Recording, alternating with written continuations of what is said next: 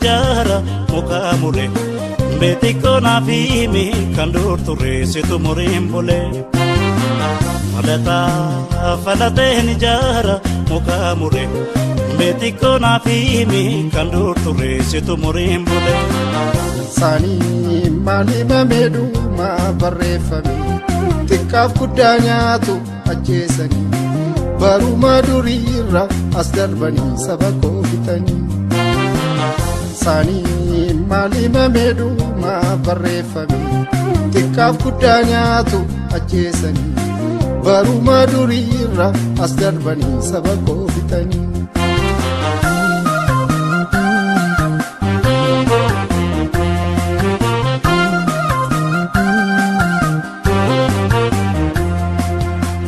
Abako si tutti reba me da kabda kan si birado man kuba kabda me kana marjeta Abako si tutti reba me da kabda kan si birado man kuba kabda me kana marjeta Imana isan rafu engal maga lammi kofda paten bagaba ubai mendwa Imana isan rafu engal maga lammi kofda paten bagaba ubai mendwa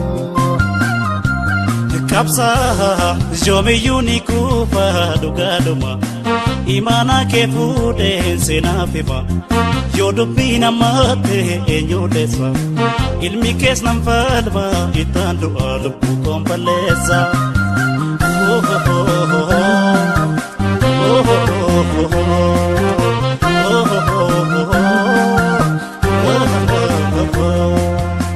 Kapsa jome uniku fa dugaduma Imana ke fude sena fiba Yodo pina mate enyo deswa Ilmi kes nam falba itandu alupu kompalesa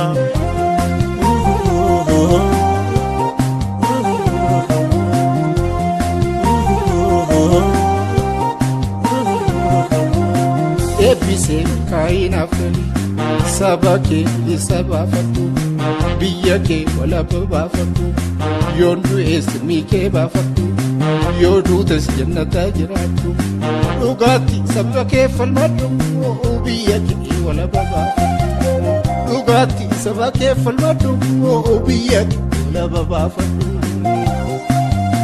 Jalala biya kona base Bariya boroda nakase Belafde bunjeduna nopsa Korafa dunjeduna nopsa Gamachu waliti debina Epike na fuldura jira Gala kona vlate armeni Waliti debina milkini Gala kona vlate armeni Waliti debina milkini Gala kona vlate armeni Waliti debina milkini Gala kona vlate armeni Waliti debina milkini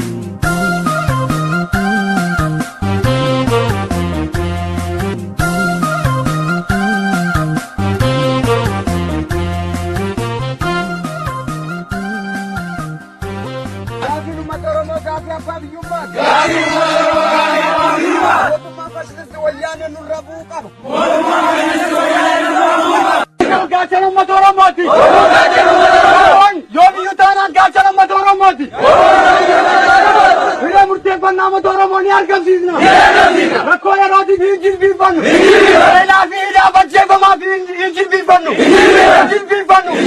Ka ke gare ko ma ke nu injil bir banu. Romyan ni bilisom. Romyan ni bilisom. Ana ko kadina romyan roba bi jaruna kopina. Kopina. Romyan ni bilisom. Ta ko ma ka soni kumtu. Kumtu. Gonno mo Oromo.